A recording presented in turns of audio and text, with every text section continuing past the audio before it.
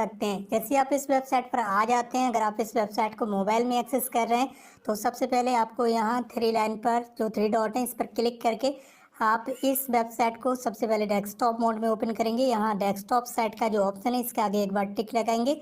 ये जो वेबसाइट है ये डेस्कटॉप मोड में ओपन होकर आ जाएगी। यहाँ पर आपको कई सारे ऑप्शंस मिलेंगे।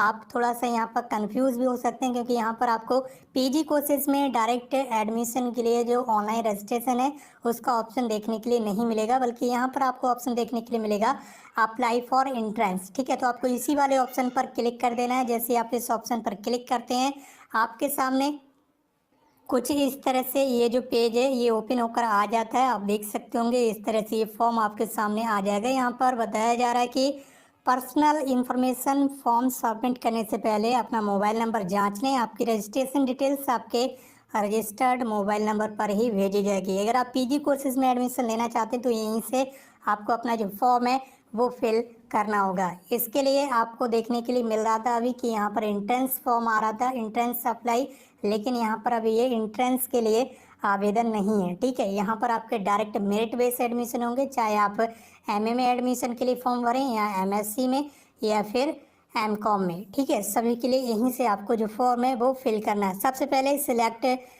मोड में यहाँ पर आपको चेक कर लेना है। यहाँ पर सबसे पहले सीजन सेलेक्ट कर लेना है 2022-23 में या फिर एमकॉम में। ठीक है, सभी के लिए यहीं से आपको जो फॉर्म है वो फिल करना है। सबसे पहले सिलेक्ट मोड में यहाँ पर आपको चेक कर लेना है। यहाँ पर सबसे पहले सीजन सेलेक्ट कर लेना है 2022-23। उसके बाद एप्लीकेशन फॉर सिलेक्ट कोर्स, किस कोर्स के लिए आप आवेदन करना चाहते हैं। जैसे कि आप पीजी कोर्स के लिए आवेदन करना चाहते हैं तो पीजी सिलेक्ट करेंगे। अगर आप डिप्लोमा के लिए आवेदन करना चाहते हैं तो डिप्लोमा, और नीचे सर्टिफिकेट का भी ऑप्शन है तो हम यहाँ पोस्ट ग्रेजुएट कोर्सेज पर आवेदन करेंगे, जैसे कि MA, MSc, MCom. Post graduate courses में कौन कौन से कोर्सेज हैं वो आपको यहाँ पर देखने के लिए मिल जाएंगे। सभी कोर्स के नेम यहाँ पर आपको देखने के लिए मिल रहे हैं इस तरह से। ठीक है, आपको नीचे आ जाना है। उसके बाद यहाँ पर आपसे पूछा जा रहा है एज इनरोल्ड एमजीपीआरयू, यानी कि क्या आपने कभी भी रुलखन यूनिवर्सिटी से कोई भी कोर्स किया है। अगर आपने कोई भी कोर्स किया रुलखन यूनिवर्सिटी से, एफिलेटेड कॉलेजेस से या डायरेक्ट रुलखन यूनिवर्सिटी से, तो उसका आपके पास इनरोलमेंट नंबर होगा। तो आप यस पर क्लिक करेंगे, इस पर यस पर टिक लगा देंगे और आपने जो भी बीए, बीएससी, बीकॉम वगैरह जो कुछ भी आपने किया है, ठीक है, अंडर ग्रेजुएट कोर्सेज रुलखन यूनिवर्सिटी से, एफिलेटेड कॉलेजेस से, उसकी मार्कशीट पर आपको जो इनरोलमेंट नंबर मिल रहा है उस इनरोलमेंट नंबर को आप यहाँ पर लिख देंगे। ठीक है, उसके बाद क्या करना है, आपको नीचे आ जाना है। यहाँ पर जल्दी से मैं आपको बता देता हूँ। सबसे पहले स्टूडेंट्स को अपना नेम यहाँ पर अंग्रेजी में लिखना है और यहाँ पर हिंदी में लिख देना है। उसके बाद नीचे आ जाना है। यहाँ पर सबसे पहले मदर नेम लिखना है इंग्लिश में और यहाँ पर हिंदी में। इसी तरह से फादर नेम यहाँ पर इंग्लिश में लिखना है और यहाँ पर हिंदी में लिख देना है। उसके बाद नीचे आ जाना है, जेंडर सेलेक्ट कर लेना है। उसके बाद रिलीजन में आपको अपना रिलीजन सेलेक्ट कर लेना है, जो भी आपका रिलीजन है। उसके बाद कैस्ट की कैटेगरी में कास्ट की कैटेगरी यहाँ से चूज़ कर लेना है, जो भी आपकी कास्ट की कैटेगरी है। और यहाँ पर आपको अपने जाति का जो नेम है वो लिख देना है, जिस भी जाति से आप बिलोंग करते हैं। ठीक है, उसके बाद यहाँ पर अगर आपकी कोई सब कैटेगरी है तो चूज़ कर सकते हैं, अन्यथा आप इस पर क्लिक बिल्कुल ना करें। ठीक है, आप इनमें से किसी से बिलोंग करते हैं तभी आप इसको टिक करें, अन्यथा ये जैसा है वैसा ही रहने दें, ये कंपलसरी नहीं है। उसके बाद डेट ऑफ बर्थ में इस बॉक्स पर आप टिक करेंगे। यहाँ से आपको अपनी डेट ऑफ बर्थ चूज़ करना है, जो भी आपकी डेट ऑफ बर्थ है आप उसे यहाँ से सिलेक्ट कर लेंगे। इस तरह से मंथ वगैरह सिलेक्ट करेंगे। ठीक है, जो भी आपका मंथ है और डेट पर क्लिक कर देंगे, आपकी डेट ऑफ बर्थ यहाँ पर आ जाएगी। उसके बाद यहाँ पर आपको इंडियन ही सिलेक्ट रहने देना है, आप इंडियन स्टूडेंट्स हैं। उसके बाद आपको नीचे आ जाना है, आप किस राज्य के मूल निवासी हैं उस राज्य को यहाँ से सिलेक्ट करेंगे। जिस राज्य में आप रहते हैं, उत्तर प्रदेश यहाँ से सिलेक्ट कर दिया हमने। आपके एग्ज़ाम का मीडियम क्या है, हिंदी या इंग्लिश में आप एग्ज़ाम देना चाहते हैं, उसे आप यहाँ से सिलेक्ट करेंगे। उसके बाद यहाँ पर आपको अपना मोबाइल नंबर एक लिखना है। यहाँ पर आपको अपने पेरेंट्स का मोबाइल नंबर लिख देना है और नीचे आ जाना है। यहाँ पर आपको एक आइडेंटिफिकेशन टाइप सिलेक्ट करना है, जो भी आपके पास आईडी है उस आईडी को आप यहाँ से सिलेक्ट कर लेंगे। जैसे कि अगर आपके पास Aadhaar card, passport, driving licence, voter ID कुछ भी है तो उनमें से कोई भी एक यहाँ से सिलेक्ट कर लीजिए। मान लीजिए आपने आधार सिलेक्ट कर लिया है तो आप आधार कार्ड का नंबर यहाँ पर लिखेंगे। आप जो भी डॉक्यूमेंट्स यहाँ पर सिलेक्ट करेंगे उसका नंबर आप यहाँ पर लिख देंगे। ठीक है, उसके बाद आपको नीचे आ जाना है, ये तो आपको पता ही होगा। यहाँ पर आपको अपनी ईमेल आईडी लिख देना है। उसके बाद आपको फिर से नीचे आ जाना है और नीचे आने के बाद यहाँ पर आपसे पूछा जा रहा है अगर आप गलत विवरण दर्ज करेंगे तो उसका जो आवेदन है वो रद्द कर दिया जाएगा। इसलिए सही इन्फॉर्मेशन यहाँ पर आपको फिल करना है। दोस्तों अगर आप चैनल पर नए हैं तो चैनल को सब्सक्राइब करके बेल आइकन जरूर प्रेस कर लीजिए, क्योंकि हम आपके लिए इसी तरह की जो लेटेस्ट इन्फॉर्मेशन है वो लगातार लाते रहते हैं। पूरा फॉर्म फिल करके आज की इस वीडियो में आपको बता रहे हैं। और उसके बाद यहाँ पर आपको अपना 12वीं यानी कि 12th क्लास का रोल नंबर लिख देना है। यहाँ पर 10th क्लास की मार्कशीट का जो सीरियल नंबर होता है वो यहाँ पर आपको लिख देना है। 10th क्लास का आपका जो रोल नंबर होता है वो यहाँ पर आपको लिखना है। 10th क्लास आपने कौन सी ईयर में पास किया है, यानी कि 10वीं क्लास आपने कौन सी ईयर में पास किया, उस ईयर को आपको यहाँ से सिलेक्ट कर लेना है। उसके बाद आपको यहाँ सबमिट पर क्लिक कर देना है, ठीक है। और यहाँ पर ध्यान देना है जिस कॉलम पर स्टार बना हुआ है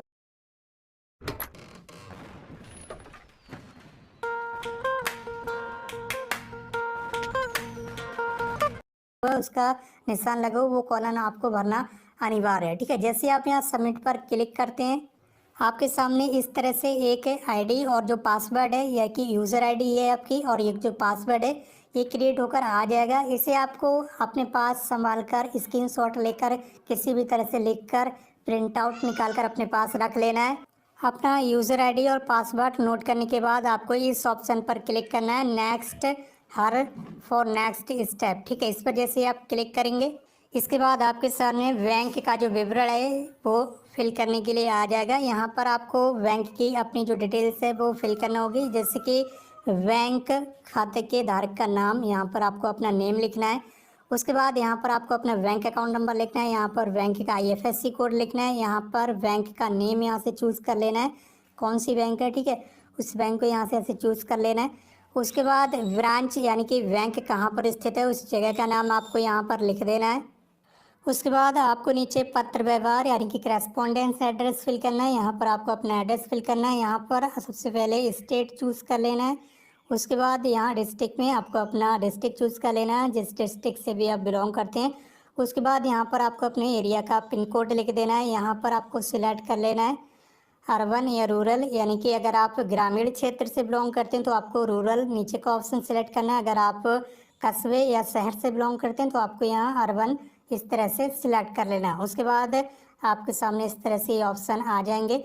अगर आपका जो परमानेंट एड्रेस है वो करस्पॉन्डेंस एड्रेस के बिल्कुल सेम है, ठीक है, तो आप इस वाले बॉक्स पर एक बार टिक लगा देंगे, ठीक है। दोबारा से आपको एड्रेस जो है वो फिल करने की आवश्यकता नहीं पड़ेगी। उसके बाद आपको यहाँ सेव पर क्लिक करना है और आपको यहाँ दोबारा से नेक्स्ट पर क्लिक कर देना है। इसके बाद आपको अपनी एजुकेशन डिटेल्स यहाँ पर फिल करना है, जैसे कि सबसे पहले यहाँ पर आपको हाई स्कूल का बोर्ड सिलेक्ट कर लेना है। यहाँ पर ग्रेडिंग प्रणाली थी या ये सारी चीज़ें यहाँ पर सिलेक्ट कर लेना है, ठीक है। अगर ग्रेडिंग प्रणाली थी तो ग्रेडिंग, और ग्रेडिंग प्रणाली नहीं थी हाई स्कूल में तो यहाँ पर नो करना है, ठीक है। उसके बाद आपको नीचे आ जाना है। यहाँ पर हाई स्कूल में कितने मार्क्स का आपका रिजल्ट था, मैक्सिमम मार्क्स यहाँ पर लिखना है, कितने मार्क्स आपको मिले थे वो यहाँ पर लिख देना है। परसेंटेज ऑटोमेटिकली कैलकुलेट हो जाएगी। उसके बाद आपको नीचे आ जाना है। यहाँ पर 12th क्लास की आपको डिटेल्स फिल करना है। सबसे पहले यहाँ पर आपको स्ट्रीम चूज़ करना है, जो भी आपकी स्ट्रीम है यहाँ से चूज़ कर लेना है इस तरह से, ठीक है। 12th क्लास में आपकी क्या स्ट्रीम थी उसे आप यहाँ से चूज़ करेंगे। 12th क्लास का बोर्ड कौन सा था उसे आप यहाँ से चूज़ करेंगे, ठीक है। और 12th क्लास आपने कौन सी ईयर में पास किया उसे यहाँ से चूज़ कर लेंगे।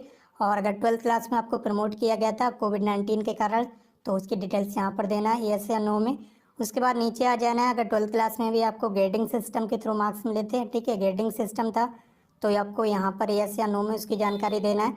उसके बाद आपको नीचे आ जाना है और यहाँ पर CGPA तभी ये लागू होगा जब यहाँ पर ग्रेडिंग सिस्टम स्टार्ट होगा, ठीक है। अगर आप यहाँ ग्रेडिंग सिस्टम में यूज़ करेंगे तभी ये CGPA वाला जो ऑप्शन है वो स्टार्ट हो जाएगा, ठीक। उसके बाद अगर यहाँ पर नीचे देखने के लिए मिला है मैक्सिमम मार्क्स 12th क्लास में आपका जो रिजल्ट था वो टोटल कितने मार्क्स का था वो डिटेल्स आपको यहाँ पर फिल करना है। टोटल जो मैक्सिमम मार्क्स होता है वो यहाँ पर लिख देना है। 12th क्लास के कितने मार्क्स आपको मिले थे ऑब्टेन मार्क्स में वो यहाँ पर आपको लिख देना है। और परसेंटेज ऑटोमेटिकली कैलकुलेट हो जाएगी। उसके बाद यहाँ पर आपको ग्रेजुएशन की डिटेल्स फिल करना है, क्योंकि आप पोस्ट ग्रेजुएट कोर्स में एडमिशन ले रहे हैं तो ग्रेजुएशन की डिटेल्स यहाँ पर आपको फिल करना होगी। ग्रेजुएशन में आपने कौन से क्लास पास किया उसे आप यहाँ से सिलेक्ट करेंगे। जो भी क्लास आपने पास किया उसे आप यहाँ से सिलेक्ट करने के बाद कौन सी ईयर में पास किया उत्तीर्ण वर्ष में वो ईयर आप यहाँ से सिलेक्ट कर लेंगे। उसके बाद में यहाँ पर आपको यूनिवर्सिटी का नेम लिख देना है, कौन सी यूनिवर्सिटी से आपने ग्रेजुएशन पास किया है। ग्रेडिंग सिस्टम था तो उसके बारे में बताएंगे येस या नो, ठीक है। अगर नहीं था तो नो करेंगे, अगर था तो येस कर देंगे। उसके बाद आपको नीचे आ जाना है। आपका ग्रेजुएशन का जो टोटल रिजल्ट होता है वो टोटल रिजल्ट कितने मार्क्स का होता है, ठीक है। मैक्सिमम मार्क्स क्या था वो यहाँ पर फिल करना है। आपको कितने अंक मिले थे, कितने नंबर आपको मिले थे, वो यहाँ पर आपको लिख देना है।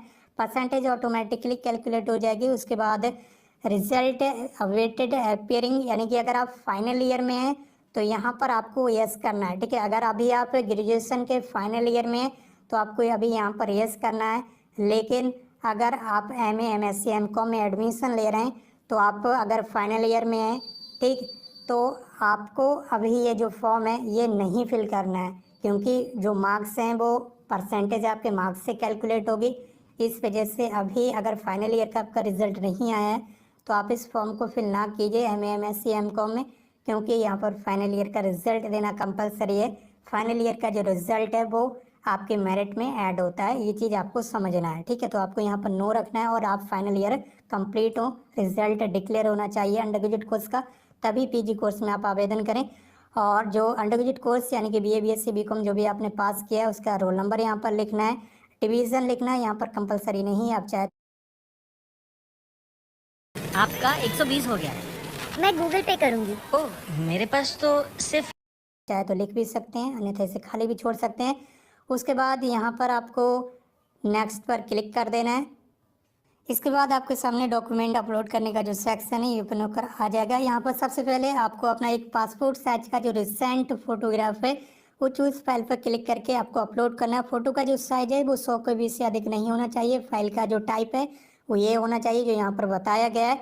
इसी तरह से एक सिग्नेचर आपको अपलोड करना है स्कैन करके, इसका भी यहाँ पर साइज 100 KB से अधिक नहीं होना चाहिए। और अंगूठे का, हाथ के अंगूठे का यहाँ पर निशान आपको लगाकर एक अपलोड करना है स्कैन करके, ठीक है। और उसके बाद यहाँ सेव पर आपको क्लिक कर देना है। जैसे आप सेव पर क्लिक कर देंगे तो यहाँ पर ये जो दोनों चीज़ें हैं, आपका फ़ोटो और सिग्नेचर, वो यहाँ पर शो होंगे। बाकी यहाँ उसके बाद आपको नेक्स्ट पर क्लिक कर देना है। इसके बाद आपके सामने वेटेज की सर्टिफिकेट की डिटेल्स देने के लिए आ जाएगी। अगर आपके पास किसी भी तरह का कोई भी सर्टिफिकेट है जिसकी डिटेल्स यहाँ पर दिखाई जा रही है, जैसे कि NCC का प्रमाण पत्र, NCC का B प्रमाण पत्र, इसी तरह से खेलकूद, राष्ट्रीय अथवा अंतर्राष्ट्रीय स्तर पर, यहाँ पर आप देख लीजिएगा अगर इनमें से कोई भी सर्टिफिकेट है तो उसके सामने आप इस तरह से टिक लगाएंगे।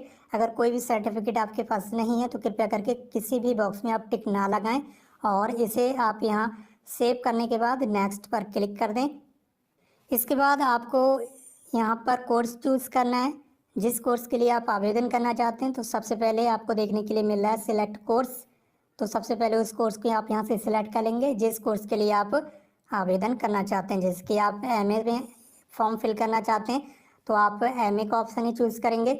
कैंपस के लिए यहाँ पर केवल ये उन्हीं स्टूडेंट्स के लिए जो रुलखंड यूनिवर्सिटी में एडमिशन लेना चाहते हैं, ठीक है। रुलखंड यूनिवर्सिटी में MA में कुछ ही सब्जेक्ट हैं, 2-3 सब्जेक्ट हैं, केवल उन्हीं में एडमिशन मिलता है, बाकी सब सब्जेक्ट में आपको एडमिशन नहीं मिलेगा।